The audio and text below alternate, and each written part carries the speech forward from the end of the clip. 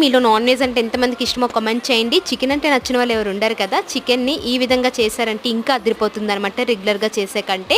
ముందుగా ప్రాసెస్లోకి అయితే వెళ్ళిపోదాం. ప్లేట్లో కనిపిస్తున్న ఇంగ్రీడియంట్స్ అన్నిటినీ బాగా మిక్సీ చేసి పక్కన పెట్టేసుకోవాలి.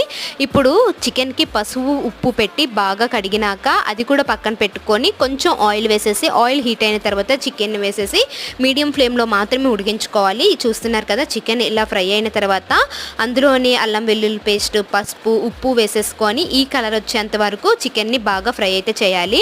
చూస్తున్నారు కదా, ఇలా బాగా గోల్డెన్ బ్రౌన్ కలర్ వచ్చేంత వరకు అయితే ఫ్రై చేసుకోవాలి. ఇప్పుడు చిన్న ఎలాచీ అలానే పచ్చిమిర్చి అయితే వేసేసుకోవాలి. ఎలాచీ అయితే కొంచెం దంచేసి వేసుకోవడం బెటర్, టేస్ట్ అయితే బాగుంటుంది.